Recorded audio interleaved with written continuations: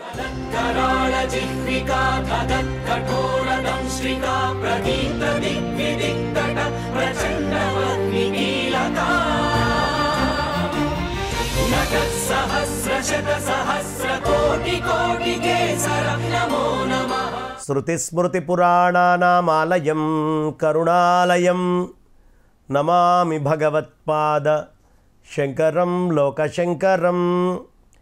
అజ్ఞానాం జాహ్నవీతీర్థం విద్యాతీర్థం వివేకినాం సర్వేషాం సుఖదం తీర్థం భారతీతీర్థమాశ్రయే. విద్యా వినయ సంపన్నం వీతరాగం వివేకినం వందే వేదాంత తత్వజ్ఞం విధుశేఖర భారతీం. నారాయణం నమస్కృత్య నరం చైవ నరోత్తమం దేవీం సరస్వతీం వ్యాసం తతో జయముదీరయేత్. ఈటీవీ లైఫ్ ప్రేక్షకులకి పురాణ రహస్యాలు కార్యక్రమంలో కూర్మ పురాణ అంతర్గత రహస్యాలు కార్యక్రమానికి స్వాగతం.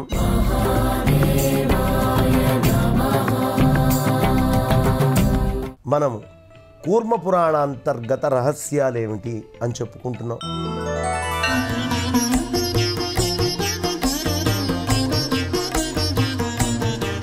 ఆ తల్లే శాంతి, విద్య, ప్రతిష్ట, నివృత్తి అని 4గా విభజించుకుంది. ఈ 4 శక్తులు ఉండడం వల్లే ఆయన్ని చతుర్వ్యూహుడు అని పిలుస్తాము అని చెప్పుకున్నాం. ఈ పరాశక్తి వల్లే భగవంతుడు ఆయన నిలుపుకోగలుగుతున్నాడు. 4 మూర్తులని ధరించి పరమేశ్వరుడు 4 వేదాల్లో కూడా నిల్చొనున్నాడు. ఇక్కడ చెప్తూ ఉన్నారు, అనయా పరయా దేవః స్వాత్మానం హి సమస్నుతే చతుర్ష్వపి చ వేదేషు చతుర్మూర్తిర్మహేశ్వరః. ఆ 4 రూపాల్లో ఎలా ఆయన ఉంటున్నాడు అనేది. ఈ దేవి ఐశ్వర్యము అనేది అనాది కాలం నుంచి అందరికీ తెలుసు. ఐశ్వర్యము అంటే ఈ తల్లే. అది సాటిలేని గొప్పతనం కలిగినటువంటిది. ప్రకృతిలో ఉన్న ఐశ్వర్యం అంతా తల్లే కదా. ఆ తల్లి కానటువంటి ఐశ్వర్యం ఏముంది? పరాప్రకృతి లేని ఐశ్వర్యం ఏముంది? కాబట్టి పరమాత్ముడైనటువంటి రుద్ర సంబంధం కలిగేటప్పటికీ ఆ శక్తి అనంతమైపోయింది. ఇక్కడ చాలా అద్భుతమైనటువంటి శ్లోకం ఒకటి ఉంటుంది. సైషా సర్వేశ్వరీ దేవి సర్వభూత ప్రవర్తిక ప్రోచ్యతే భగవాన్ కాలో హరిః ప్రాణో మహేశ్వరః. ఈ సమస్తమైనటువంటి ప్రాణులు కనిపించేటటువంటివన్నిటినీ ప్రవర్తింపజేస్తున్నటువంటి తల్లి ఆ పరాశక్తే. పరాశక్తి లేకపోతే ఈ ప్రాణులు అనేటటువంటివి ఏ విధంగా ఉండడానికి అవకాశం లేదు. ఆకలేస్తుంది, అన్నం అనే శక్తి కావాలి. అన్నం అనే శక్తి బయట ఉంది, దానికి అన్నాదము అనేటటువంటిది ఒకటి కావాలి. కాబట్టి తినబడేటటువంటిది తినేదిగా 2 రూపాలని ఆ తల్లే ధరించి ఉంది. ఆవిడే ఈ ప్రాణులన్నింటినీ కూడా ప్రవర్తింపజేస్తోంది. సర్వేశ్వరి కూడా అయింది. పూజ్యుడైన మహేశ్వరుడు కాలుడిగా వేదవాదులందరూ కూడా కొనియాడుతూ ఉన్నారు. ఆయన్ని కాలుడు అని మనం పిలుస్తూ ఉన్నాం. ఈ కాలుడు అని దేనివల్ల పిలుస్తున్నారు? అమ్మవారు ఉండడం వల్ల కాలుడయ్యాడు ఆయన. లేకపోతే ఆయన కాలుడయ్యే అవకాశం ఏముంది? ఆయనకి ఏ వికారం అంటుతుంది? ఏదీ లేదు. కాబట్టి ఆయనని కాలుడిగా, హరిగా, ప్రాణునిగా ఈ 3గా చెప్పుకోవడంలో కారణము కేవలం తల్లి యొక్క అనుగ్రహం మాత్రమే. ఆ తల్లి వల్లే ఈయనకి 3 పేర్లు. ఆయనలోనే సమస్త ప్రపంచము అడ్డంగా, నిలువుగా ఈ 2 విధాలుగా కూడా విస్తరించింది. అడ్డంగా ఉండే ప్రపంచం, నిలువుగా ఉండే ప్రపంచం, ఈ 2 కూడా ఆయనలోనే జరుగుతూ ఉన్నాయి. అతడు కాలాగ్ని, హరుడు, దేవుడు అని వేదవాదులు కొనియాడుతూ ఉన్నారు. ఇక్కడ చూడండి ఎంత పెద్ద మాట. కూర్మ స్వరూపుడైనటువంటి కూర్మనాథుడు చెప్తున్నాడు. వ్యాసుల వారు రాశారు, సూతుల వారు శౌనకాదులకు చెప్తున్నటువంటి మాట. తత్ర సర్వమిదం ప్రోతమోతం చైవాఖిలం జగత్తు. ఓత ప్రోతాయమానంగా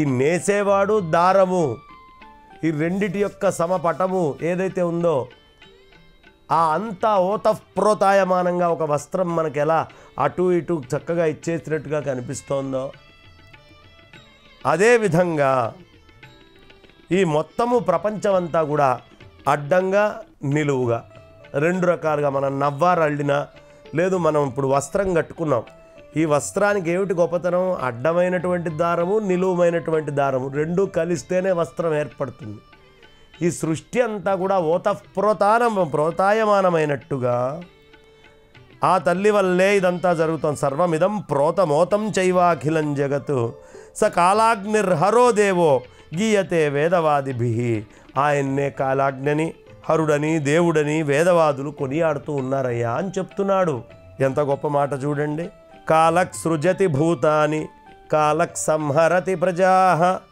సర్వే కాలస్య వశగా నకాల కస్యచిద్వశ కాలము ప్రతి ప్రాణిని సృజిస్తుందండి ఎంతటి వాడైనా సరే ఏ ప్రాణైనా సరే ఈ క్షణం నేను ఎపిసోడ్ మొదలుపెట్టినప్పుడు నా శరీరములో కాలం ప్రవేశించింది ఈ ఎపిసోడ్ వింటున్నటువంటి వాళ్ళల్లో రికార్డు చేస్తున్న వాళ్ళల్లో అందరిలోనూ కాలం ప్రవేశిస్తోంది శరీరంలో మార్పులు వస్తున్నాయి వయస్సులో మార్పు అయిపోతూనే ఉంటుంది నీకు ఇష్టం ఉన్నా లేకపోయినా నీ శరీరంలో మార్పు జరిగింది ఒక క్షణం గడిచింది అంటే ఇదే దాని అర్థం అక్కడ అదే చెప్తూ ఉన్నాడు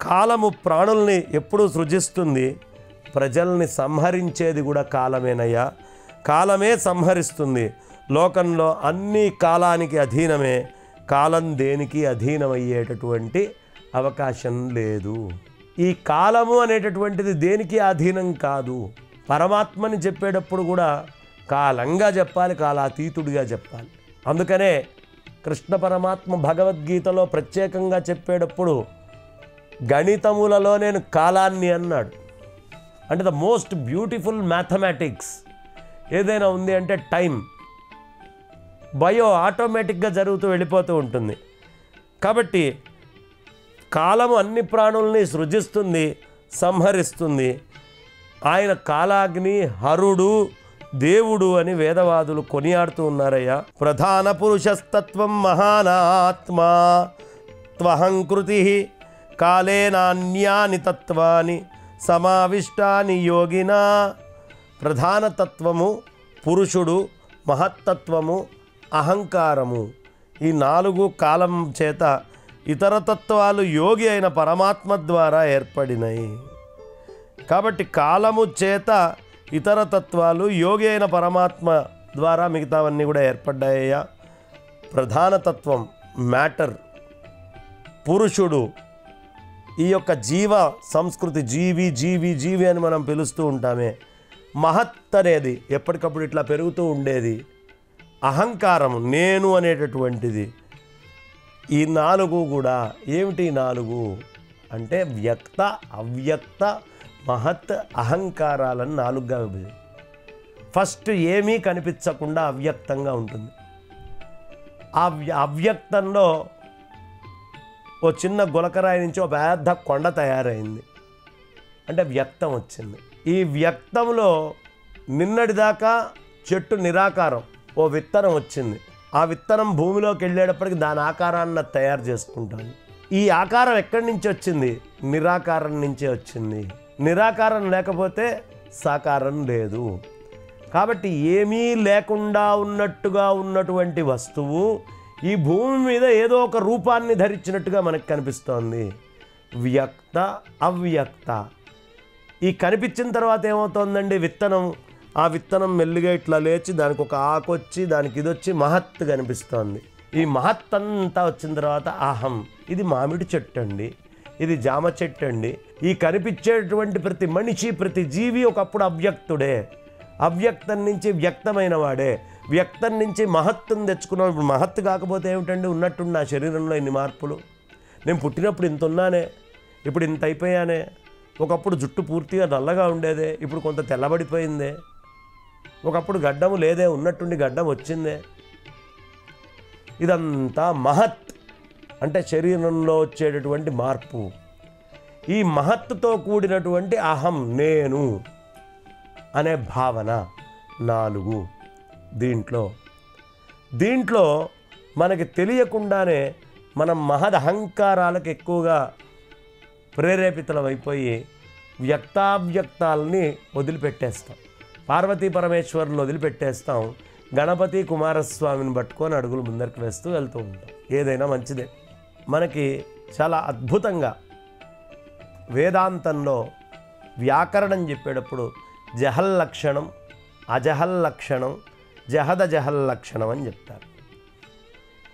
ఈ జహదజహల్లక్షణము అంటే ఒక వస్తువులో ఏది ఎంత తీసుకోవాలి, ఎంత వదిలిపెట్టాలి అనే విషయాన్ని చెప్తారు. ఇప్పుడు ఏమండి, జనాలందరూ భోజనానికి వచ్చారు, మీరు ఆ ఇస్తరాకులో కూర్చోండి అన్నాడు అనుకోండి, దాని అర్థం యథాతథం తీసుకొని వెళ్ళి ఇస్తరాకులో కూర్చోకూడదు. ఆ విస్తరాకు నా భోజనం కోసం వాడు చెప్తున్నాడు అన్నదాకా తెలుసుకొని విస్తరాకు పక్కన కూర్చొని భోజనం చేయడాన్ని జహల్లక్షణం. గంగలో గొల్లపల్లి ఉంది అంటే గంగ మధ్యలోకి దూకి వెళ్ళి గొల్లపల్లి ఏది అని వెతకమని కాదు. ఆ గంగ ఒడ్డు మీద గొల్లపల్లి ఉంది అని అర్థం చేసుకోవాలి. దీన్ని జహల్లక్షణం అంటే ఎలా గుర్తించాలి వస్తువుని అని చెప్తారు మనకి. ఇక అజహల్లక్షణము అంటే చక్కగా అన్నం వండిందో తల్లి కుండలో బయట చక్కగా కర్రలు పెట్టింది, అది చక్కగా ఉడికింది, దాన్ని తీసి కాసేపు మాగడం కోసం పక్కన పెట్టింది. ఇంతలో పక్కింటి ఆవిడ పిలిచిందని గుర్తొచ్చింది, పిల్లవాడిని పిలిచింది. అరే అబ్బాయి, అన్నం వండి పెట్టారా, కుక్క వస్తుందేమో కొంచెం జాగ్రత్తగా చూసుకో అని చెప్పి వెళ్ళింది అనుకోండి. దాని అర్థము కాకో ఇంకొక ఎలుగుబంటో లేదు ఇంకొకటో ప్రాణో ఏదో వస్తే పిల్లో వస్తే దాన్ని కాపాడద్దు అని కాదు. కుక్క ఒకటే కదా మా అమ్మ చెప్పింది, కుక్క కాకుండా ఏ ప్రాణం వచ్చినా నాకు సంబంధం లేదు అనకూడదు. అక్కడ ప్రధానమైన ఉద్దేశం ఏమిటి, ఆ గిన్నెలో ఉన్నటువంటి అన్నాన్ని కాపాడాలి అనే దానికోసం. ఉదాహరణకి కుక్క వస్తే జాగ్రత్త అని చెప్పారు. దీన్ని అజహల్లక్షణం అంటారు. అంటే ఆ చెప్పిన మాటలో వెనకాల ఇంకా భావం వేరే ఉందయ్యా, దాన్ని అంతా అర్థం చేసుకో అని చెప్పడానికి. ఇక 3వ లక్షణం జహల్లక్షణం. ఇప్పుడు మనం ఏదైతే కథ చెప్పుకుంటున్నామో దీన్ని సమన్వయం చేయడం కోసం ఈ సూత్రం కోసం మొదటి 2 చెప్పాల్సి వచ్చింది నేను. జహల్లక్షణం అంటే ఈ విష్ణుదత్తుడు దేవదత్తుడు అని 2 మిత్రులు ఉన్నారు. వాళ్ళు చిన్నప్పుడు ఎప్పుడో కాశీలో చదువుకున్నారు. చక్కగా పాఠం అయిపోయింది. దేవదత్తుడు పూణే వెళ్ళిపోయాడు, విష్ణుదత్తుడు హైదరాబాద్కు వచ్చాడు. 70 ఏళ్ళు గడిచినాయి. ఓసారి అనుకోకుండా పూణేలో ఉన్నటువంటి దేవదత్తుడు హైదరాబాద్కు వచ్చాడు. వచ్చి పాపం నా చిన్ననాటి మిత్రుడు, నేను దేవదత్తుడిని ఆ విష్ణుదత్తుడిని ఒకసారి కలవాలి అనుకున్నాడు. దేవదత్తుడు మెల్లిగా ఇంటికి వెళ్ళాడు, తలుపు కొట్టాడు. తలుపు కొట్టేటప్పటికి తలుపు తీశాడు. ఎవరు నువ్వు, మీరు విష్ణుదత్తుడా అని అడిగాడు. తలుపు తీయంగానే నేను విష్ణుదత్తుడినే, నువ్వెవరు అని అడిగాడు. అప్పుడు వెంటనే నేను దేవదత్తుడు, మనిద్దరం కలిసి పాఠం చదువుకున్నాం కాశీలో, అప్పుడు మనిద్దరం ఆడుకున్నాం, తిరిగాం అని అన్ని విషయాలు చెప్పాడు. ఓ సోయం దేవదత్త, ఆ దేవదత్తుడు నువ్వేనా, బాగుంది, నువ్వే దేవదత్తుడివా, బాగా చెప్పావయ్యా, నువ్వు దేవదత్తుడివని నాకు అని ఒక్కసారి ఆలింగనం చేసుకున్నాడు. ఇప్పుడు చెప్పండి, చిన్నప్పుడు చదువుకుంటున్నప్పుడు తెల్లగడ్డం లేదు, మీసాలు రాలేదు, ఓ చిన్న గుండుతోటి ఉన్నాడు, పిలక పెట్టుకొని ఉన్నాడు, ఇంత ఉత్తరీయం కట్టుకున్నాడు, మనిషి ఇంత ఉన్నాడు. ఇప్పుడు 70 ఏళ్ళు దాటిపోయినాయి, దగ్గర 80 ఏళ్ల వయసు వచ్చింది. 10 ఏళ్ల పాటే వాళ్ళు చదువుకుంది, 80 ఏళ్ల వయసు వచ్చింది, తెల్లగడ్డం వచ్చేసింది, మనిషి మొత్తం మారిపోయాడు. ఈ మారిపోయినటువంటి వాడు నేను దేవదత్తుడిని అన్నాడు. ఓ ఆ దేవదత్తుడివి నువ్వేనా అన్నాడు ఈయన. అసలు ఆ దేవదత్తుడు ఎక్కడున్నాడు, వాడి వయసు ఏమిటి, వాడి శరీరం ఏమిటి, వాడేమిటి, ఇప్పుడు వచ్చిన వాడి గడ్డం ఏమిటి, వీడి రూపం ఏమిటి, వీడి పరిస్థితి ఏమిటి. శక్తి రెండుగా విభజించబడ్డది. లోపల ఉన్నటువంటి జీవుడనేటటువంటి దేవదత్తుడు మారలేదు, కానీ మారుతున్నటువంటి శరీరం ఏదైతే ఉందో అది గుర్తుపట్టలేనంత మారిపోయింది. ఇక్కడ అమ్మవారు చెప్తున్నటువంటి అంశము మనందరికీ కూడా చాలా అద్భుతమైన విషయం. అదే ప్రధానతత్వము పురుషుడు, మహత్తత్వము, అహంకారము ఈ 4గా విభజించబడి ఆ పరమ పురుషుడి జగత్స్వరూపము మాయాశక్తి అని ప్రసిద్ధమైంది. ఈ మార్పు చెందేదంతా మాయ, మారకుండా ఉండేది పరమాత్మ. మారకుండా ఉన్నటువంటిది నేను అని తెలుసుకోలేనంత దాకా అజ్ఞానం ఉన్నవాడు మారుతూనే ఉంటాడు. అలాగే మారే శరీరముగా ఉన్నటువంటి శక్తే మారకుండా ఉన్నటువంటి లోపల ఉన్న జీవశక్తి కూడా. ఈ రెండు ఒకటే. ఈ రెండు ఒకటే అని మనకు ఎప్పుడు తెలుస్తుంది? జహద జహల్ లక్షణము అనే విషయం మనం తెలుసుకుంటే, ఆ మాయా అనేటటువంటి శక్తి వల్లే అంతటి పురుషోత్తముడు కూడా ఆ మాయ వల్ల తనని తాను చిన్నవాడిగా, లేదు ఈ విశ్వాన్నంతా పాలించేవాడిగా రకరకాలుగా చెప్పబడుతున్నాడయ్యా. తస్య సర్వజగన్మూర్తి శక్తిర్మాయేతి విశ్రుత తయేదం భ్రామయేదీశో మాయావి పురుషోత్తమ. ఈ మాయాశక్తి ఏ ఆకారం అంటే ఆకారంలోకి మారిపోతుంది. ఏమండి, ప్రవహిస్తున్నాయి నీళ్ళు అంటాం, నీటి ప్రవాహం నీళ్ళు అంటాం. అదో బిందెలో తెచ్చాం, అబ్బా నీళ్ళు అంటున్నాం. బిందె ఏ ఆకారం ఉందో నీళ్ళ ఆకారానికి మారిపోయినాయి. అందులోంచి చెంబులో పోసుకున్నాం, అబ్బాబ్బా నీళ్ళు అంటున్నాం, చెంబు ఆకారంలోకి మారిపోయినాయి నీళ్ళు. ఆ చెంబులోంచి తాగడం కోసం ఒక గ్లాసులో పోసుకున్నాం, ఇప్పుడు నీళ్లు గ్లాస్ ఆకారంలోకి మారిపోయినాయి. ఈ నీళ్లు నువ్వు నోట్లోకి పోసుకున్నావు, నీ ఆకారంలోకి మారిపోయినాయి. నేను తాగిన నీళ్లు అన్నవాడిని ఎవరిని చూడలే ఇప్పటిదాకా. నువ్వు తాగిన నీళ్లు నువ్వు ఒకటే. ఎలా అయ్యారో ఈ నీళ్లు నదిగా ఉన్నప్పుడు కూడా నువ్వే, బిందెలో ఉన్నప్పుడు కూడా నువ్వే, చెంబులోకి వచ్చినప్పుడు నువ్వే, గ్లాసులో ఉన్నప్పుడు నువ్వే. గుర్తించలేకపోయావు. నీలోకి వెళ్ళాక మాత్రం దాన్ని నువ్వుగా గుర్తించావు. అంటే నీలో శక్తి ఆ తల్లి బయట నుంచి ప్రవాహ రూపంలో వచ్చి ఆ శక్తితోటి మళ్ళీ లోపలికి వెళ్ళింది. ఇక్కడ మనం కొలుచుకోవాల్సింది మనిషిని శక్తితోటి. కాబట్టి ఆ శక్తిలో మార్పు లేదు. ఆ శక్తి నిన్ను చేరేటటువంటి రూపంలో వాడు పంచదారతో చిలకని తినచ్చు, వాడికి శక్తి వస్తుంది.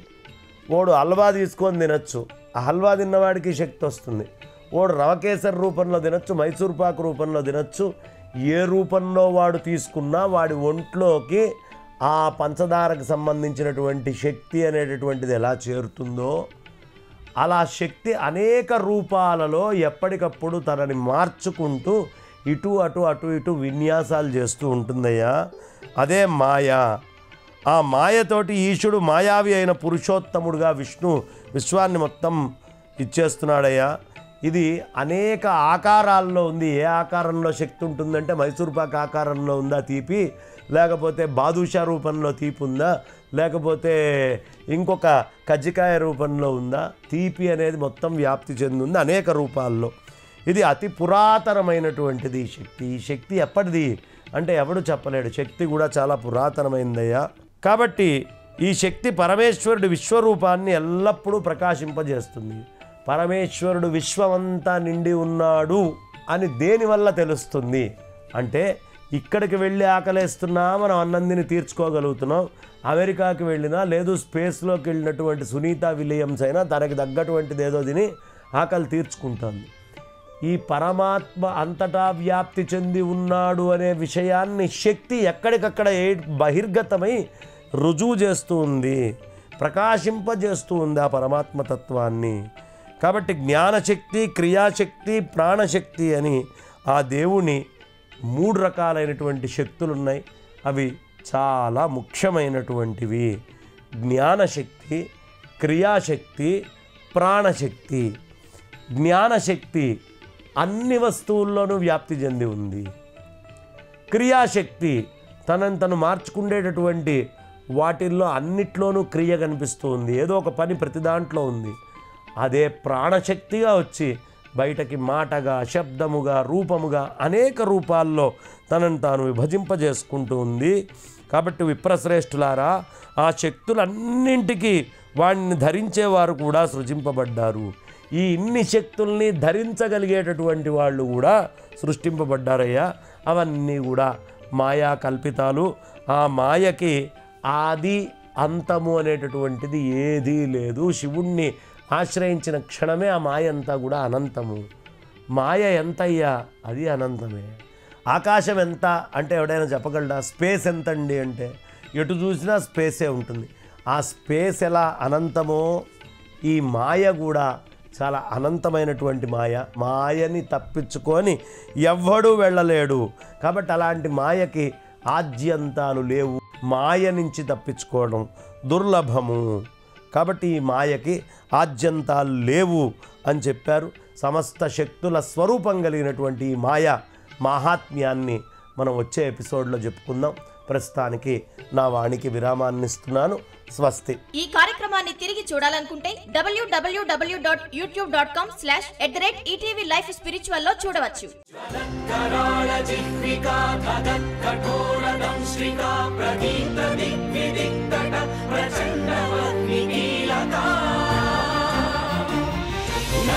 सहस्र शत सहस्र कोटि कोटि के